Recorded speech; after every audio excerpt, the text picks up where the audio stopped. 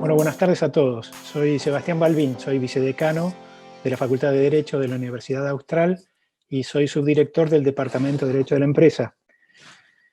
Les doy formalmente la bienvenida a las cuartas jornadas nacionales sobre sociedades por acciones simplificadas que están organizadas por el Departamento de Derecho Empresario de la Facultad de Derecho de la Universidad Austral.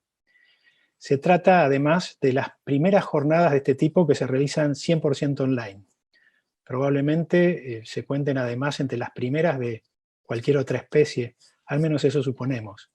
Son también jornadas preparatorias de las quintas jornadas nacionales sobre sociedades por acciones simplificadas, que organizadas por la Facultad de Derecho y Ciencias Sociales de la Universidad Católica Argentina, con sede en Rosario, y bajo la dirección del profesor Hernán Raciati, se celebrarán la última semana de octubre, precisamente en la ciudad de Rosario, y esperamos que estas sí se puedan realizar en forma presencial.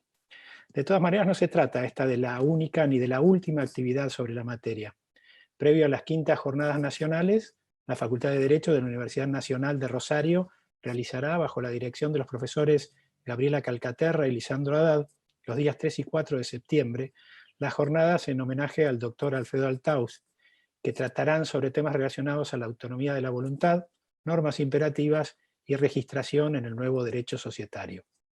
Es claro entonces que la temática de estas, que son nuestras cuartas jornadas nacionales, está lejos de agotarse.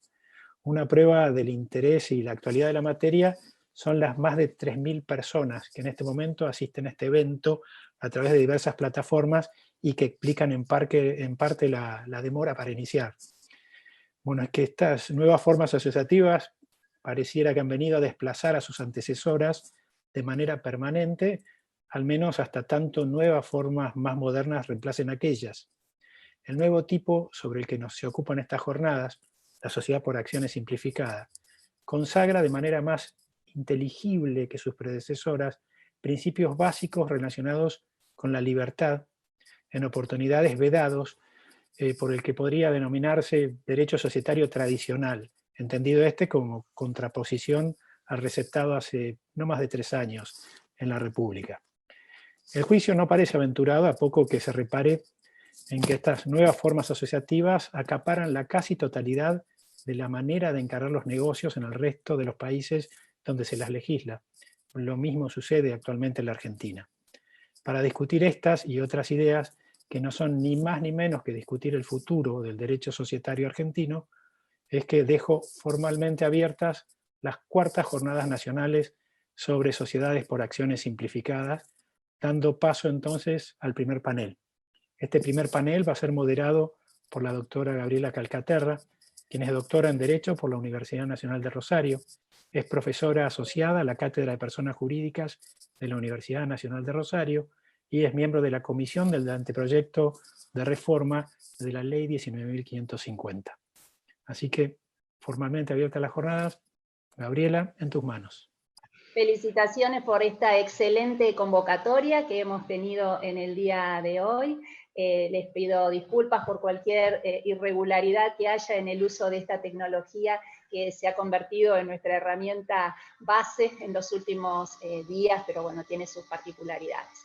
Este primer panel se titula Las sociedades por acciones simplificadas hacia un nuevo derecho societario, y vamos a dar entonces inicio con la exposición del profesor Diego Duprat, que es doctor en Derecho de por la Universidad de Buenos Aires y profesor titular de Derecho Societario en la Universidad Nacional del Sur. Su exposición está titulada Crowdfunding. Adelante, Diego. Bueno, buenas tardes a todos los participantes, gracias a Sebastián y a todos los docentes de la Universidad Austral, y a vos, Gabriela, por la presentación. No sé si es el mejor tema para iniciar esta charla de crowdfunding, pero yo me voy a referir a aspectos muy centrales debido al corto tiempo que tenemos asignado a los panelistas. Ustedes saben que uno de los problemas más importantes que tienen los emprendedores cuando inician un nuevo proyecto es el acceso al financiamiento. Y así como la ley 27349 creó, como dijo Sebastián Balbín, un nuevo tipo societario que vino a mover las estructuras del derecho societario argentino, también en tema de crowdfunding y acceso al financiamiento, incorporó esta figura del sistema colectivo de financiamiento que permite a través de una plataforma online vincular al emprendedor con los distintos inversores de riesgo de manera tal de crear una sinergia que puedan llevarse a cabo y desarrollarse y hacerse realidad algunos proyectos valiosos. Antes de seguir, les comento que la ley 27349 solo permite 3 clases de crowdfunding. El equity crowdfunding, que es aquel que permite adquirir acciones del emprendedor, los préstamos con acciones, ya sean de sociedad anónima o de SAS, y participaciones en fideicomiso. Voy a dejar de lado este último y me voy a referir a los dos primeros porque son los que, a través de la adquisición de acciones, van a afectar la estructura interna de la sociedad emprendedora. Y les voy a decir nada más que tres cosas. Ustedes saben que el crowdfunding está regulado por la propia ley del ACE, la del ACE, y la resolución general de CNB 717/17, que ahora integra el título 19 de las normas. Son estos contratos que no están regulados por el Código Civil, es el artículo 1429, que reenvía su regulación a los contratos celebrados en bolsas y mercados. Nosotros tenemos básicamente tres sujetos, no básicamente, tenemos tres sujetos en el crowdfunding. La sociedad emprendedora, que tiene que ser una sociedad anónima o una SAS, la plataforma y los distintos inversores. Por lo tanto, también tenemos tres relaciones centrales, que es entre el emprendedor y la plataforma, entre la plataforma y los inversores, y hay una tercera, que es la que me interesa brevemente mencionar, entre el emprendedor y el inversor, porque en definitiva la plataforma es un intermediario. Es algo similar a la ACBN, o sea, el agente de corretaje de negocios de títulos negociables de la ley 26.381 de mercado de capitales. Es parecido, tiene esa función, aunque no tiene ni la estructura ni las obligaciones que tiene el ACBN. Esta relación, ¿qué pasa? Cuando en esta relación que se celebra entre el emprendedor y los usuarios existen acciones, ya sea porque hay una compra de acciones, o una suscripción de acciones, o una suscripción de stock options, o bien se contrae un préstamo que a la larga va a ser convertible en acciones de la sociedad emisora, de la sociedad emprendedora, ¿cuál es el problema? Es que se altera de alguna manera esa estructura interna de la sociedad emisora. Y acá me gustaría mencionar nada más que 2 o 3 supuestos, que es, primero, el caso de que se pueda licuar. Ustedes saben que cuando entran a una plataforma, permítanme una digresión muy breve, cuando entran a una plataforma van a ver que hay páginas y páginas de todos los riesgos que asume el inversor al entrar en ese negocio. Riesgo de insolvencia, riesgo de liquidez, riesgo de fallos del sistema, riesgo de incumplimiento, riesgo de repago, riesgo país, riesgo de que los sindicatos presionen, riesgo de restricciones cambiarias, o sea, todo lo que se le ocurra está. Pero sin perjuicio de estas salvaguardas, es cierto que hay riesgos concretos cuando lo que está adquiriendo el inversor son acciones. La capacidad, por ejemplo, de aumentar el capital y licuar la participación de los inversores que han adquirido acciones. Primer punto. Otra, de frustrar de alguna manera las expectativas razonables de aquellos que contrajeron un préstamo, pusieron la plata a través de un mutuo y que al momento de la conversión de acciones algo pasó en el medio y resulta que también disminuyeron de valor. Otro conflicto es el tema de que se pueden aumentar los problemas de agencia y la estructura interna. Ustedes me dirán, son inversores que no tienen ningún interés en participar internamente. Sí, pero hay algunas plataformas como The Crowd Angel que obliga o sugiere en forma firme que se sindiquen los inversores. De manera tal que esos inversores entran sindicados a la sociedad, nombran un representante y van a poder hacer valer sus derechos mucho mejor que si estuvieran solos. ¿Qué pasa? Se puede hacer, ustedes me dirán, se puede hacer clases de acciones, asignarle algunas acciones con determinados derechos, se pueden hacer muchas cosas. Pero bueno, pero el riesgo está. 2 para terminar, Gabriela, no sé si cómo estoy con el tiempo, respiro y sigo para estos 2 casos. Uno es cómo juega el derecho de preferencia también. Ustedes saben que en la sociedad anónima el derecho de preferencia solo puede limitarse en 2 supuestos. cuando se trata de suscripción de acciones en especie o para pagar una deuda preexistente, y es un derecho indisponible. No así en la SAS, donde yo creo, y esto lo podemos desarrollar cuando quieran, puede ser disponible este derecho de preferencia. También la SAS tiene otra ventaja, que es que puede dar acciones sin derecho a voto, que no lo puede hacer la sociedad anónima por el 216. Y otra ventaja también, que podría reconocer a estos inversores alguna acción con un derecho fijo al dividendo. Cuestión que no lo puede hacer tampoco la sociedad anónima si le aplicamos el artículo 13, inciso 3, cláusula leonina. Y acá entramos a una cuestión muchísimo más compleja, que es una cuestión que está en boca de todos y pareciera que es el tema de la regulación de las SAS, que es ver si todo el plexo normativo de la Ley General de Sociedades se le aplica cuasi automáticamente a las SAS. En el caso del artículo 13, yo estoy convencido que no se le aplica, pero básicamente ¿por qué? Porque el crowdfunding da una mirada distinta, nos permite situarnos en una perspectiva diferente, que tal vez esas cláusulas leoninas en un contrato normal, visto de la posibilidad de conseguir financiamiento externo, pueden ser equitativas para todas las partes y no ser leoninas. Pero eso ya es otro tema, es un tema mucho más amplio de ver si el ordenamiento argentino admite otro modelo de sociedades que no sea el modelo que nos da la Ley General de Sociedades. O sea, cuando hablamos de sociedades podemos estar refiriéndonos a otra cosa. Bueno, creo que el tiempo se cumplió. Muchas gracias a todos. Gracias, Gabriela, por la tolerancia. No, por favor, no llegaste a tus 8 minutos. Pero no respiré, tampoco respiré demasiado. Tengo de perderte. Bueno, veo que se está conectando el doctor Guillermo Ragazzi, de modo que si pudiéramos contactarlo, le vamos a dar lugar para que exponga en este mismo panel. Guillermo, ¿estás conectado? Estoy finalmente conectado, no sé si ustedes me están escuchando bien. Muy bien, te estamos escuchando y te estamos viendo muy bien, bienvenido. Te presento entonces... Muchísimas gracias. A ver, después de todo esto me tengo que reacomodar un poco. No estoy muy lejos, estoy en Villa Devoto. Por las dudas, mi casa en Villa Devoto, ¿no?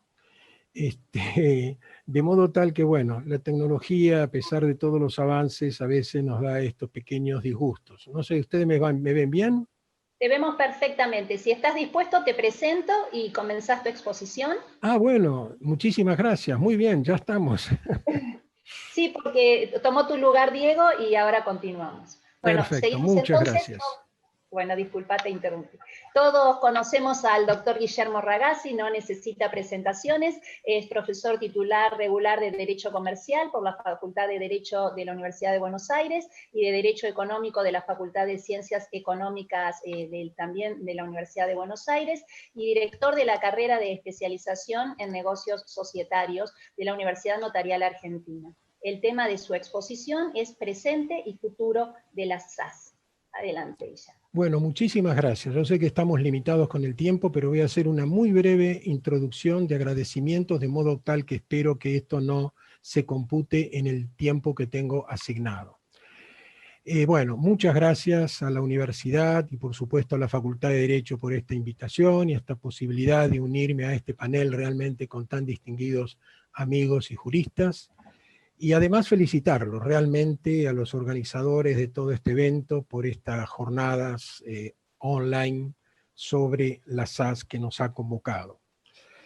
En realidad, hablar del presente y futuro de las SAS es todo, hoy diría, una aventura, especialmente el futuro. La realidad más o menos la conocemos, podemos discrepar o no acerca de esta realidad tal como se viene dando, pero hablar del futuro realmente es hoy una aventura, ¿no? Es imprevisibilidad, es lo desconocido, es sin duda un marco de incertidumbre muy grande.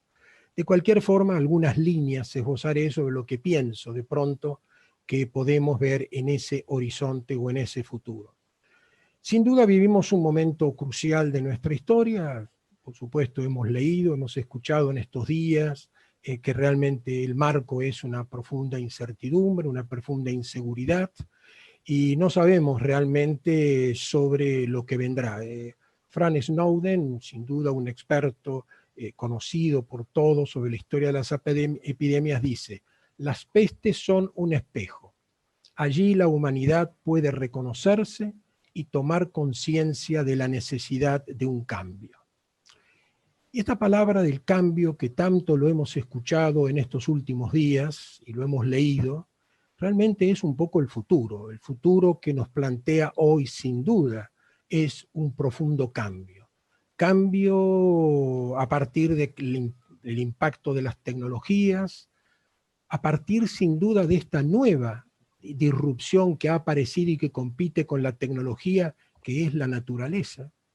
La naturaleza es el gran disruptor actual y que nos ha dicho muy claramente: aquí estoy presente, a pesar de ustedes. De modo tal que aquí tenemos dos disruptores en el siglo digital. Por un lado, la tecnología con sus avances, con sus progresos, con su incidencia en las relaciones económicas, en los negocios, en las empresas, en las relaciones interpersonales, con lo positivo y lo negativo que esto tiene. Pero ahora ha aparecido un nuevo disruptor, la naturaleza, que nos plantea este horizonte lleno de incertidumbre. Sin duda, el cambio en materia societaria ya lo venimos observando desde hace un par de años, sin irnos muy lejos. Y para centrarnos en el tema, la ley 26994 de reformas a la ley de sociedades introdujo cambios significativos, que no es el caso comentar, porque obviamente no tenemos tiempo, pero que en alguna medida fue anunciando un cambio disruptivo muy importante, que fue la sanción de la ley 27.349, Ley de Apoyo al Capital Emprendedor. Y me parece que este dato es muy importante resaltarlo, porque dentro de esta ley se regula la sociedad por acciones simplificada. Y bueno, la sociedad por acciones simplificada, no voy por supuesto a analizarlo, porque espero que sin duda esta audiencia esté más o menos en conocimiento de sus rasgos esenciales. Sin duda plantea una fuerte disrupción y una fuerte revisión de conceptos tradicionalmente arraigados dentro del derecho de sociedades. Fundamentalmente ese eje que plantea de la autonomía de la voluntad seguramente va a ser objeto de análisis más pormenorizado, donde de pronto el socio o los socios pueden disponer libremente, con márgenes muy ampliados, las cláusulas que van a regir su actividad. Ni hablar también de ese eje central que es la inscripción por medios registrales en forma digital. Sobre este particular yo siempre he puesto el acento, porque Argentina ha dado un paso abismal, un paso enorme en materia registral al incorporar las inscripciones por medios digitales. Hemos superado, no el siglo XX, el siglo XIX, superado el soporte papel. De modo tal que tengamos muy en cuenta cuando hablamos de futuro, también que ese futuro es, en materia societaria y de los tipos y su inscripción en el registro, y obviamente la SAS, el medio digital. Pero hay un aspecto que he señalado yo en otras oportunidades y que alguna vez se ha reiterado, que además de lo estrictamente normativo, de lo novedoso, de lo disruptivo que ha sido la SAS, ha producido un efecto. El efecto que se ha traducido también en la práctica en la mejora de los procesos de inscripción. En las provincias hemos advertido la aceleración de los trámites. En la capital mismo hemos tenido, por lo menos hasta el inicio de la pandemia, la inscripción de las SRL y de las sociedades anónimas en un día. Y todo esto ha venido por esa disrupción, por esta novedad que nos ha planteado este tipo societario SAS. Es decir, el efecto SAS, que incluso también permea, diría yo, en muchas de las normas vinculadas con la registración y la publicidad en el proyecto de ley de reformas del año 2019, reformas a la ley de sociedades. De modo tal que nos encontramos con un tipo societario que ha sido muy bien recogido por los operadores, especialmente por los emprendedores y por las micropymes, y que también ha merecido nada menos que ser catalogado un cambio paradigmático, un nuevo paradigma del derecho societario. En Uruguay ahora, en la reciente ley de SAS, en noviembre del año pasado, se hablaba de un cambio revolucionario que ha comportado la SAS. Pero ahora viene el presente. Y obviamente, dentro de este presente, tenemos que estadísticamente saber dónde estamos. Bueno, tenemos 27.000 SAS inscritas en el país, 11.600 en la ciudad autónoma, y tenemos registrado más de 48.000 personas que trabajan con empleo registrado en la SAS. Esta es la realidad de hoy. Pero frente a esta realidad, nos encontramos ahora con estas numerosas normas que ha dictado la Inspección General de Justicia en el ámbito de la ciudad autónoma. Y bueno, normas, hoy mismo se ha dictado la resolución número 22, normas que en realidad nos plantean una visión muy crítica, no solamente sobre la reglamentación dictada, sino también sobre la propia ley 27.349, a la cual ha sido calificada de escasa lectura técnica. Y ni hablar, por supuesto, sobre las normas reglamentarias dictadas por el mismo organismo hace poco más de 2 años y medio. Es decir, nos encontramos frente a un panorama distinto, frente a un panorama, un panorama que sin duda desalienta al operador, al empresario, porque quiere conocer en definitiva cuáles son las reglas que van a regirse de aquí en adelante.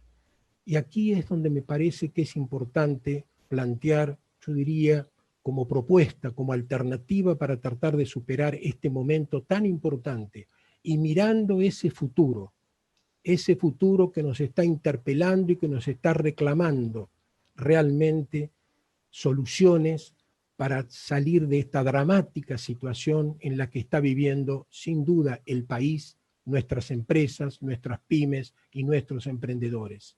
¿Qué solución le vamos a dar a ellos? ¿Qué solución les vamos a prever? ¿Qué instrumentos vamos a generar para que podamos salir de esta pandemia económica en que nos ha metido este coronavirus? Y yo creo que es un gran desafío que alienta a promover un diálogo abierto, un diálogo constructivo entre el sector público y el sector privado, como está ocurriendo en otros sectores de la administración pública y del gobierno nacional y del gobierno de la ciudad.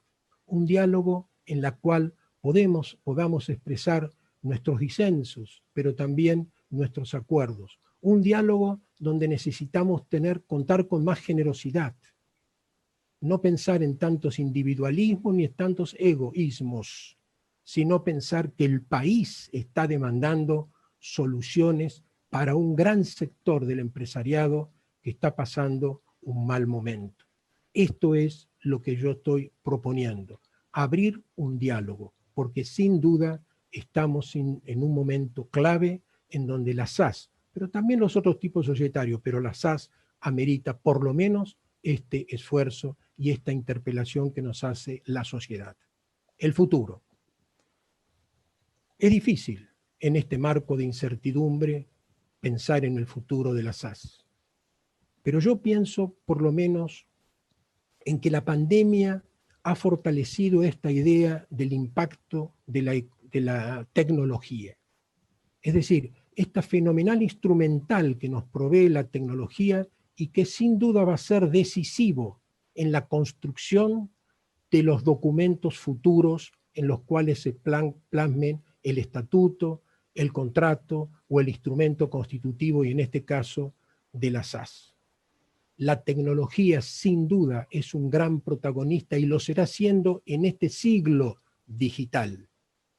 Por eso me parece que la epidemia ha repotenciado hoy la tecnología, y no solamente en el campo de las ciencias naturales, duras, sino también en el campo de las ciencias sociales. Aprovechémoslos, está a nuestro alcance. Y sin duda, y más allá de los retrocesos que podamos ahora o más adelante tener, el futuro es la construcción de sociedades por medios digitales y la contabilidad también llevada por medios digitales. Y ese es el futuro. Lo segundo es que sin duda nuestras pequeñas y medianas empresas están necesitando un apoyo no solamente económico, financiamiento, préstamos a tasas blandas, sino también que están necesitando regulaciones adecuadas para que puedan llevar adelante sus objetivos. Es decir, tenemos que generar nuevas empresas, tenemos que generar y favorecer la innovación, la creación de nuevos productos, el cambio tecnológico y socioeconómico y la competitividad del país y la proyección internacional de las empresas. Y esto hay que hacerlo favoreciendo la creación de empresas. Y sobre este particular quisiera simplemente anotar un comentario que escuché de parte del señor presidente de la Nación, que hizo una referencia especialmente relacionada, obviamente, con toda esta temática que estamos viviendo, y esta referencia la hizo al comité de asesores que lo asesoran en materia sanitaria. Y él dijo que dos modelos de país que sigue muy en cuenta son Noruega y Finlandia. Es cierto, son ejemplos distantes. Sin embargo, sirven para traer a la memoria, y muy aplicable en este caso, por las formas como se conforman las empresas y cómo se inscriben, que en Noruega se inscriben 7,72 empresas por cada 1.000 adultos por año. En Finlandia, 3,43 empresas por cada 1.000 adultos por año. Y en Argentina, 0,43 empresas por cada 1.000 adultos por año. No sé si estas palabras del señor presidente serán aplicables en este campo en cuanto a la generación de empresas, pero por lo menos vale un dato. En estos países, sin duda, se apoya la generación de empresas, se le provee elementos, se estimula la generación por el rol tan importante que ocupan especialmente las pequeñas empresas, las microempresas y los emprendedores. El futuro es cooperación. Se viene insistiendo mucho en esta palabra. No tanto globalización, término muy cuestionado, pero la cooperación encierra realmente un acompañamiento de todos.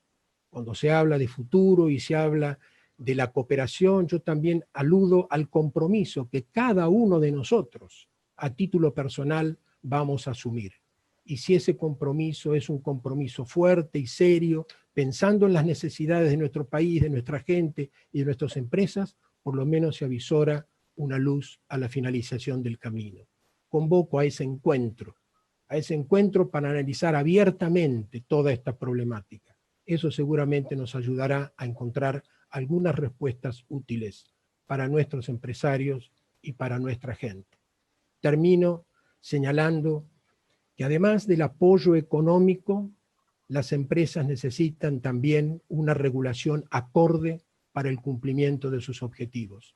Y hace pocos días leía un artículo de Luciano Román que me pareció interesante para concluir esta muy breve exposición, y dice: nadie sabe qué nos espera del otro lado de la pandemia, pero está claro que todo será muy difícil. Exigirá enorme fortaleza y mucha responsabilidad. Exigirá más sacrificio y solidaridad que nunca. Para levantarnos será indispensable el espíritu emprendedor, el espíritu de nuestros abuelos, de nuestros padres, aquellos que construyeron de pronto toda esa epopeya del emprendedurismo. No lo despreciemos, valorémoslo. Sin el empuje, el dinamismo, el riesgo y las ideas de los emprendedores, será mucho más difícil reponernos de la pandemia. No hay ningún país que se levante sobre un cementerio de pymes. Muchas gracias, Luis. Pasamos entonces a nuestra tercera exposición a cargo del doctor Rodrigo Cuervo, es abogado, egresado de la maestría en Derecho de Empresas de la Universidad de Mendoza, profesor adjunto de Derecho de Sociedades de la Universidad del Congreso. El tema de su exposición es Sociedades por Acciones Simplificadas y una nueva edición de la Magna Cuesta. Adelante, Rodrigo. 8 minutos. Bueno, muy buenas tardes a todos. Muchísimas gracias por la invitación, Sebastián, Gabriela, toda la universidad. Realmente sí da gusto en general estar en unas jornadas de estas, muchísimo más que nos permite escaparnos mentalmente desde la cuarentena. Un poco la idea que quiero plantear va muy en línea con lo que ha hablado Diego y el doctor Ragazzi, en el sentido de que creo que la explosión global del emprendedurismo y la sanción de las SAS nos plantean una reedición de un gran debate, una gran discusión sobre el concepto o la naturaleza o la causa fin de la sociedad. Una discusión que implica que nuevas soluciones, sea que provengan de las nuevas leyes o de las nuevas interpretaciones, chocan muchas veces contra los actuales o viejos conceptos o nociones que tenemos sobre la sociedad. Y digo que es una gran discusión o una magna cuestión, porque en el derecho romano, Gallo, ya coincido con el doctor Ragazzi, es muy difícil hablar de futuro, por eso comparto alguna pieza del pasado, ¿no? Que quizás aporte perspectiva a futuro. Gallo cuenta que en los romanos se dio una discusión, y se dio una discusión que él tituló como Magna Cuestión, como la gran discusión en materia de sociedades, y que venía del hecho de que la sociedad originalmente de los romanos fue pensada como un instituto derivado del derecho de familia o societario, en donde todos los socios debían participar de igual modo en ganancias y pérdidas, y más aún debían hacerlo por cabezas, sin importar el aporte que hubiera hecho cada uno. Ello respondía a la causa societaria de aquel entonces, que era el afectio familiar, y respondía a esos principios. Sin embargo, así como hoy tenemos al emprendedor, el comerciante de aquella época, en el surgimiento del imperio en el siglo I, forzó que en la medida que el comerciante o gestor realizaba un aporte muy diferente al del capitalista o inversor, se justificaba por la utilidad económica que este gestor participara en una proporción diferente a su socio inversor, e inclusive que participara en distinta proporción entre pérdidas y ganancias, algo que hoy nos resulta muy natural, pero que claramente chocaba con el concepto de sociedad de la época.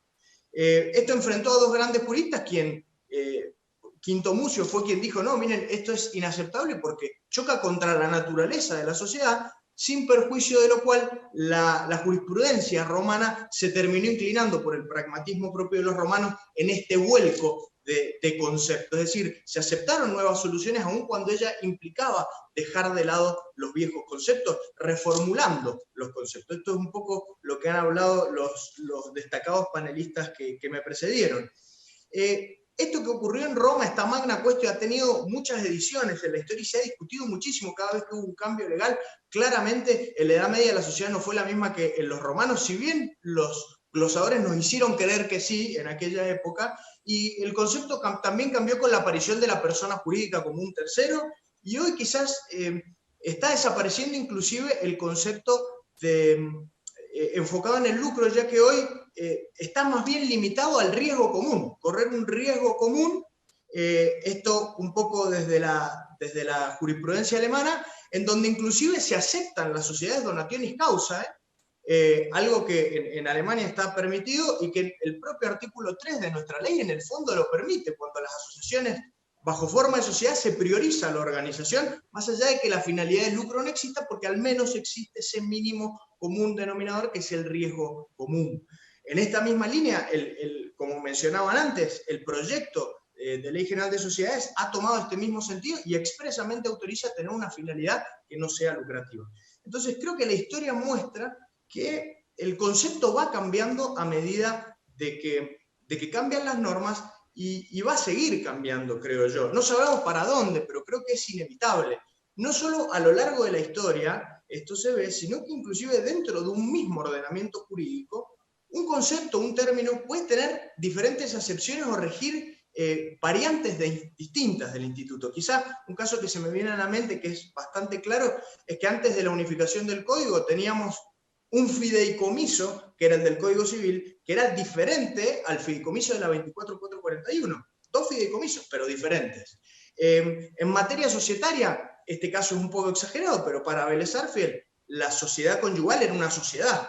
Lo que pasa es que tenía Vélez muy claro que era muy diferente a las sociedades comerciales y civiles, e inclusive desde la sanción de la 19.550 han existido en el derecho argentino y subsisten hasta hoy modelos societarios que son sociedades por definición legal, a las que quizá no le prestemos mucha atención, como por ejemplo la sociedad en coparticipación naval o las compañías mineras, sociedades que inclusive por disposición de la ley se rigen en subsidio por la Ley General de Sociedades, siempre que se respete ese centro bien diferente que tienen de la Ley General de Sociedades. Entonces creo que un poco hoy estamos reviviendo esta magna cuestión, esta nueva discusión, y la vamos a seguir teniendo probablemente en el futuro, tanto porque van a existir nuevas normas, como es el caso de la sanción de las SAS, o porque, como pasó en el derecho romano, el cambio de las realidades socioeconómicas nos impulsen o nos fuercen a reinterpretar viejas normas desde una perspectiva dinámica, como esto ordena la Corte de la Nación. Y en este punto, que quizás es un poquito más difícil de ver, quiero poner un ejemplo, ¿no? De un caso donde, supongamos que yo quiero fundar una sociedad en un negocio en donde un amigo mío es muy avesado y tiene muy buenos contactos. Entonces, yo para convencerlo, le digo, mira, a vos se te va a garantizar que al término de la sociedad, en el plazo de 5 años, se te restituya lo que pusiste, tu aporte, más una ganancia determinada. Planteado así en términos generales, eso parece chocar con el artículo que el doctor Duprat citó recién, el 13, inciso 3, que prohíbe la restitución de los aportes. Yo creo que en términos generales sí, pero creo que desde una interpretación dinámica podemos hacer una distinción y plantear alguna excepción implícita. Si es la sociedad quien debe devolver ese aporte, pues entonces no se trata de un aporte. En ese caso estamos ante la figura de un préstamo. ¿Bien? Cosa que en ese caso creo que ese es el sentido que hay que darle a este inciso. Pero si en vez de ello se tratara de que la garantía de ese aporte y de la ganancia no venga de la sociedad del patrimonio social, sino que venga de un tercero o de un mismo socio, pero con su propio patrimonio, pues entonces en nada afecta esto a la relación societaria que mi amigo va a tener con la sociedad. Su aporte va a seguir siendo un aporte, se va a poder registrar en el patrimonio neto y no en el pasivo como si fuera la sociedad quien deba devolver, porque en ese caso perjudicaríamos al tercero. En el caso de que fuera yo socio quien garantice esto, creo que eso no podríamos entender razonablemente ante las nuevas realidades que exigen entenderlo así. Eso no estaría prohibido, pues no hay perjuicio tercero y porque nada modifica una relación adicional, la relación de base societaria. En fin, creo que para ir cerrando, se me acaban de cumplir los 8 minutos, creo que el derecho va a seguir cambiando y con el cambio de las normas va a venir necesariamente un cambio de los conceptos. Creo que es bastante inevitable, quizás no hoy, dentro de 10 o 20 años. Y quiero terminar con una frase de Jhering, quien fue el gran impulsor, el creador quizás de la sociología jurídica, y que imprimió mucho esta visión, que él refería a estas situaciones, a estos puntos de quiebre. Él decía que la resistencia al cambio en el derecho encierra una contradicción misma con la idea de derecho. En su panfleto jurídico revolucionario, que es La lucha por el derecho, él termina con esta reflexión que quiero leer de su puño y letra. Él dice, un derecho concreto que pretende persistir eternamente es como el niño que levanta el brazo contra su propia madre y menosprecia la propia idea de derecho sobre la que se apoya, puesto que el derecho es un eterno devenir. Bueno, muchísimas gracias. Muchísimas gracias, Rodrigo. Y vamos a pasar al último expositor de este panel, el doctor Sebastián Heredia Cuerro, que es magíster en Derecho Empresario de la Universidad Austral, director ejecutivo del Centro de Emprendedorismo e Innovación de la Universidad Católica de Córdoba, director de la Sala de Derecho y Tecnología del Colegio de Abogados de Córdoba, y su tema es Nuevas formas de representación de acciones, Tokenized Stocks, tendencias. Adelante, Sebastián, son tus 8 minutos. Buenas tardes, muchas gracias. Hemos puesto el cronómetro, vamos a tratar de cumplir con la tiranía del tiempo, que no es tan tirano como una cuarentena igual. Bueno, primero que nada, 2 minutos de agradecimientos, o 2 segundos. Doctor Balbín, siempre un honor volver a la casa de uno, en la Universidad Austral. Yo voy a intentar ir un poco más allá en el desafío de esta aula virtual de tantos asistentes y voy a compartir pantalla. Tengo aquí una presentación. Esto es una pequeña ayuda de memoria para mí. Les pido que después, en todo caso, a Guadalupe le pidan, la presentación es muy cortita. Vamos a empezar con algunos conceptos claves. Mi tema es representación de acciones, acciones tokenizadas, tendencias. Empezamos recordando que la ley de sociedades regula un tipo de representación de acciones que son las acciones escriturales, en los artículos 208 al 15, así también lo hace la ley de apoyo al capital emprendedor en el artículo 46. Una acción escritural es básicamente una acción desmaterializada, pero en realidad está materialmente registrada en una cuenta, en un registro de un libro, que es un libro que debe ser llevado con las mismas formalidades que los libros de comercio. La calidad de accionista se presume por las constancias de ese libro y la sociedad es responsable por erróneas o falta de registraciones. En esas cuentas, en ese libro, también deben constar las limitaciones que, recordemos, en las SAS pueden existir a la transferencia de las participaciones. Y recordemos también, si estuviese casado el accionista, tenemos que cumplir el requisito del asentimiento del Código Civil y Comercial 470. Estas acciones escriturales las tenemos de hace tiempo en Argentina. Ahora vamos a empezar a vincular este concepto con otros 2 conceptos más nuevos, que quizás no todo el mundo conoce, tomando las palabras de Ragazzi, tecnología como disruptor. Esto es un ejemplo de eso. Quizás pocos han escuchado la palabra blockchain, pero muchos han escuchado la palabra Bitcoin. Y Bitcoin, como invento jurídico y humano, no tiene muchos años, tiene solo 12 años, es en sí la primera blockchain en ser globalmente utilizada. Habrán escuchado que Bitcoin tiene un valor de mercado bastante interesante, bastante fluctuante, pero no es más ni menos que un registro digital en un libro, digital también, de una criptomoneda, una moneda virtual. La tecnología que está abajo de Bitcoin se llama blockchain, cadena de bloques, y según especialistas o el Foro Económico Mundial, esta tecnología va a crecer y va a crecer mucho. En 2027 el 10% del Producto Bruto Global va a estar almacenado usando este tipo de tecnologías y va a ser un negocio, según Gartner, que es un especialista en tecnología, una consultora, un negocio bastante grande, 3 trillones de dólares, que son 6 veces el PIB de Argentina. ¿Pero qué es blockchain a todo esto? Blockchain es un registro digital, que puede ser público o privado, que tiene un par de naturalezas o de características interesantes. Primero, es distribuido. Segundo, es descentralizado. Tercero, es inmutable. Esto quiere decir que no está almacenado en una única computadora que pueda ser hackeada para robar la información, sino que está distribuido en muchas computadoras, eso lo hace distribuido, y está descentralizado.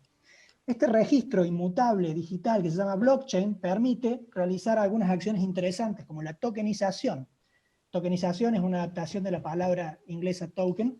En el verbo en español podríamos asimilarlo a representar digitalmente en blockchain una cosa, cualquier cosa, o un bien, a los fines de darle trazabilidad, darle liquidez, darle divisibilidad y principalmente darle transparencia. Se puede tokenizar lo que uno quiera, desde títulos universitarios hasta botellas de vinos. Hay muchos ejemplos, no tenemos tiempo ahora para verlos todos. Lo que sí podemos hacer es tender un puente entre las acciones escriturales que tenemos, blockchain, y las cosas que se pueden hacer con blockchain y acciones en el presente mismo. La tokenización de acciones, que es el tema que estoy desarrollando, permite que se complemente o se reemplace el libro de registro de acciones escriturales del 215 mediante el uso de blockchains. Y digo blockchains en plural porque hay muchos tipos, puede haber muchas para utilizar. ¿Qué hace la blockchain? Crea un token que representa a la acción, nos dice quién es su titular, nos dice cuáles son los derechos que tiene, las obligaciones también, y a donde incluso la autoridad de aplicación, la autoridad de control de las sociedades, puede tener derecho de ver, siendo un nodo, todos estos registros de tokens que son a su vez registros de acciones. Hasta ahí no hay mucho de interesante. Se pone interesante la cosa cuando blockchain nos permite programar contratos inteligentes, smart contracts, que no son más ni menos que software, pero aplicado en este caso a la materia societaria. Entonces, en un token que representa una acción, yo puedo programar que, por ejemplo, el tenedor del token pueda votar en una asamblea y ese voto va a quedar registrado en una blockchain. Puedo también programar limitaciones a la transmisibilidad de las acciones. Ese tenedor del token no va a poder violar nunca una limitación a la transmisibilidad porque el sistema no se lo va a permitir. Al contrario, se lo permitiría si cumple con las limitaciones. Todo esto tiene una gran ventaja, que es que esta tokenización de la participación social a acción, al estar llevada a la blockchain, nos permite tener un registro que es inmutable, les decía al principio. Esto quiere decir, no se puede editar, nada se puede borrar una vez que se anota en la blockchain. Todo queda guardado, jamás puede ser borrado, y cada vez que un acto tiene lugar con un token, es como que uno firmara electrónicamente. Recuerden que tenemos una ley en Argentina que rige la firma electrónica, y nos deja un registro de la hora, el día y quién hizo que, y ese registro no se puede alterar. ¿Vamos bien con el tiempo? Bueno, minuto y medio. Hasta aquí hemos hablado de acciones escriturales, de qué es blockchain y de qué es tokenización. Ahora vamos a ver qué está pasando ahora y hace unos años ya en el mundo.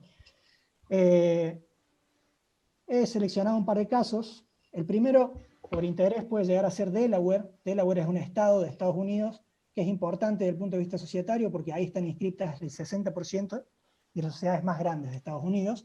¿Qué han hecho en Delaware? En Delaware han modificado la ley de sociedades a nivel estadual para permitir que una sociedad pueda, además de llevar su libro de registro de accionistas, llevar un registro en blockchain de las acciones que ha emitido, quiénes son los titulares y qué derechos tienen. De esta forma se digitaliza la participación. Más recientemente, otro estado de Estados Unidos fue un poco más allá, Wyoming, y legisló que no solo pueden las sociedades migrar sus registros de papel a un registro digital en blockchain, sino que además pueden tomar ciertos datos de sus accionistas para identificarlos, que no necesariamente son su nombre y su apellido, sino que son una dirección, una llave pública que la blockchain genera para cada uno de ellos, que es un número único e irrepetible, que si uno lo conoce, sabe quién es la persona que del otro lado está. Esto es Estados Unidos. Hay un par de casos más interesantes también. Suiza, por ejemplo, está previsto en este año que se lance una plataforma para registrar acciones que van a tener oferta pública, es decir, acciones de empresas de un volumen. Los primeros casos que van a tokenizar sus acciones son empresas grandes, Nestlé, Novartis. ¿Y para qué hacen esto? Y porque teniendo un registro donde ya está asentada la titularidad de la acción, es más fácil de comercializarla y no hacen falta intermediarios. Directamente la ofrezco en internet, me las compran en cualquier lugar del mundo y no le pago a ningún broker nada. El caso de Nasdaq es también muy interesante. Nasdaq es el mercado de valores de acciones de empresas tecnológicas en Estados Unidos. Hace ya 5 años empezó con esto de tokenizar acciones, pero lo enfocaron para empresas que no tienen oferta pública de sus participaciones. Deben ser pymes nuestras. Empresas que quieren tener más liquidez, quieren tener acceso a un mercado más global, pero no quieren cumplir con todas las formas que exige obtener una autorización de oferta pública. Esta plataforma Link, que lanzó Nasdaq en 2015, hace 4 años ya que está operativa, 5, y permite incluso que el que compre una acción a través de Link vote en asambleas y todo quede registrado en blockchain para siempre. Finalmente, un caso interesante, el de Estonia, que es un país que lidera la disrupción hace rato. El caso de Estonia es particular, ellos sufrieron varios ciberataques rusos y tomaron la decisión de protegerse con la tecnología, y de hecho, por esa decisión hace 10 años lideran en todo sentido. Hoy es posible sacar la ciudadanía de Estonia haciendo 3 clics en internet en un día, y al otro día tener una sociedad constituida o una cuenta de banco, hoy, en el año 2020. Los residentes de Estonia pueden, usando esta plataforma Link que les comenté recién, comprar y vender acciones tokenizadas de sociedades de todo el mundo y hasta votar en decisiones corporativas, dejando registrado su voluntad en blockchain. Todo esto que les he contado en un vuelo muy de pájaro de 8 minutos, ¿qué nos dice? Que como dice Ragazzi, la tecnología es un disruptor, la tecnología vino para quedarse, la pandemia lo único que va a hacer es reforzar esta tendencia. La digitalización de los procesos corporativos no solo es necesaria, sino que es conveniente, porque nos permite, lo que les decía al principio, ganar en trazabilidad y en transparencia. Vamos a saber siempre quién es el beneficiario final de una participación, qué hizo, qué no hizo y cuándo lo hizo. Bueno, hasta acá llegamos, más o menos en tiempo. Muchísimas gracias y felicitaciones a los tres panelistas. A los cuatro, perdón, panelistas. Tenemos una cantidad de preguntas para responder, pero bueno, el tiempo es escaso, de modo que si están de acuerdo, resumo una para cada uno de ustedes. Si les parece bien, comienzo por el último expositor. La pregunta es si hay algún caso actual nacional de aplicación de blockchain, yo entiendo que sería para acciones tokenizadas, y cuál es la seguridad jurídica que brinda. Un minuto, por favor, cada uno, así tratamos de ir llevando el resto de la jornada en tiempo. Bueno, hasta donde yo sé, puntualmente de tokenización de acciones en Argentina no hay aún un caso, sí hay de tokenización de otros bienes muy variados, uno muy interesante ya que hay un par de mendocinos en estas jornadas, es el vino se está empezando a tokenizar, básicamente para representar el producto en un token digital que se vende y se mueve por todo el mundo. Yo creo que es cuestión de tiempo para que las acciones empiecen a ser tokenizadas, por lo menos en jurisdicciones que tengan un trato favorable a la digitalización de las acciones. El caso de Córdoba creo va a ser el primero que va a tomar esa decisión. Esa era la primera pregunta. La segunda no me acuerdo. Seguridad jurídica brinda, pero creo que más o menos sobre eso habla. Bueno, si hay algo que ofrece blockchain y que supera toda tecnología hasta el día de hoy conocida, es justamente que es absolutamente seguro porque no hay un único servidor donde toda esta información esté guardada. Está guardada en cada computadora que es parte de la red. Esto significa, además de que está guardada en cada computadora, tener unas técnicas de encriptado asimétrico que vuelven la información completamente indescifrable para quien no tenga la llave para desencriptarla. Algo así como sucede con los mensajes de WhatsApp, hoy que van encriptados de extremo a extremo, pero con la particularidad de que para poder ver lo que sea que está alojado en la blockchain, alguien tiene que tener una clave de 60 números y letras. El que la tiene entra y ve, el que no la tiene no entra y no ve, y es imposible craquear, hackear esa clave. Muchísimas gracias. Gracias. Otra pregunta va dirigida al doctor Cuervo. ¿Pudiera ejemplificar cómo funcionaría esta garantía que mencionó rápidamente hacia el final de su exposición como una vía de escape de las limitaciones del artículo 13 de la Ley General de Sociedades? Bueno, creo que a nivel de instrumentarla, y en línea con lo que dice la doctrina y jurisprudencia española, una cláusula por la cual un socio o un tercero garantice a otro de los socios no es de naturaleza esencialmente societaria, siempre y cuando lo haga con su patrimonio y no con el patrimonio de la sociedad. Es decir, no afecta el vínculo societario. Existe un vínculo societario de aporte que tiene una naturaleza de riesgo y un riesgo diferente que es un contrato de afianzamiento, de garantía o lo que fuera, que es diferente y se solapa. Algo para poner otro ejemplo también familiar, imaginemos que un socio va a hacer un aporte y para eso le pide a otro de los socios un préstamo, ya sea para un aumento de capital o un aporte inicial. Bueno, nadie dudaría que ese aporte es del socio que lo hizo independientemente de que le hayan prestado la plata, y aún más, supongamos que ese préstamo que le hacen al socio aportante tiene rasgos asociativos o inclusive rasgos de préstamo con garantía, como lo fue, por ejemplo, el préstamo a la gruesa antecesor de la comandita. Imaginemos que yo le diga, te voy a devolver el dinero siempre y cuando al final de la sociedad yo reciba ganancias y te voy a compartir el 80% de esas ganancias, pero en caso de no recibirlas no lo devuelvo.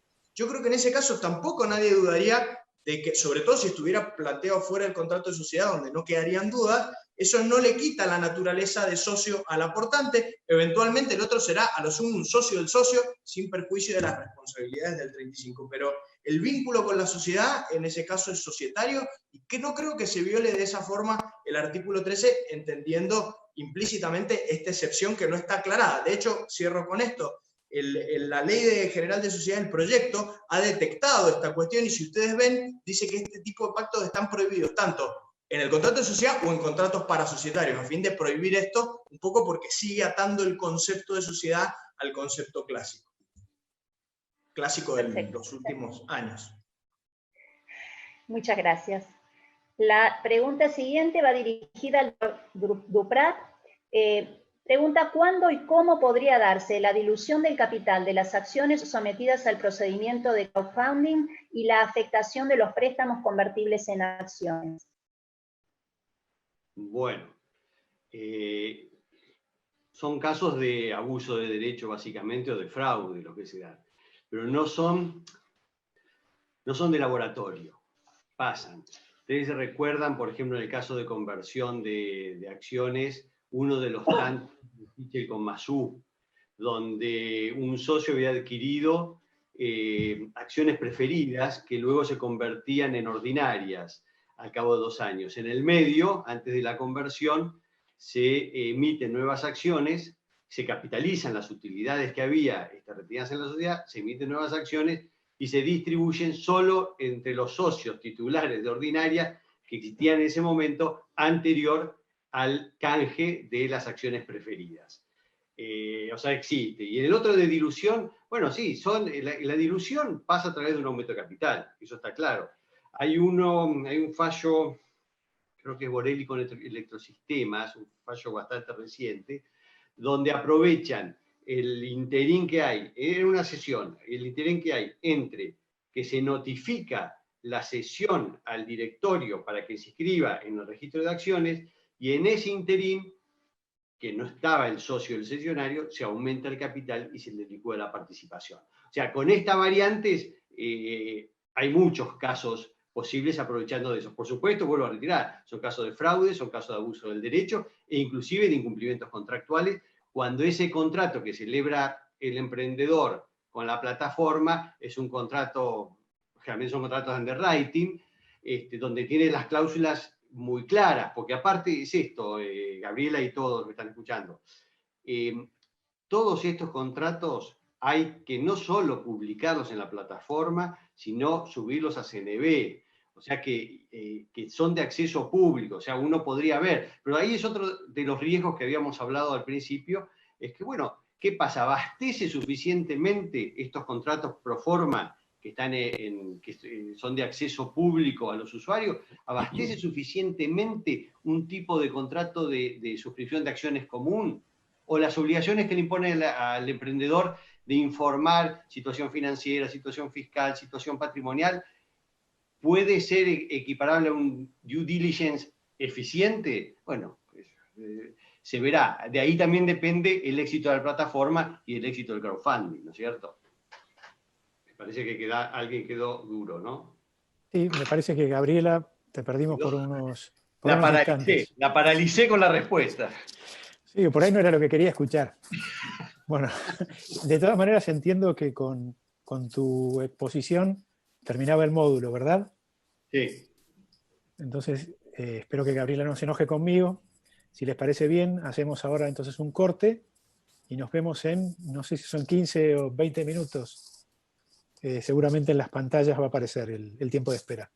Gracias a todos los participantes de este módulo. Gracias, Gabriela. Y nos vemos entonces en unos minutos.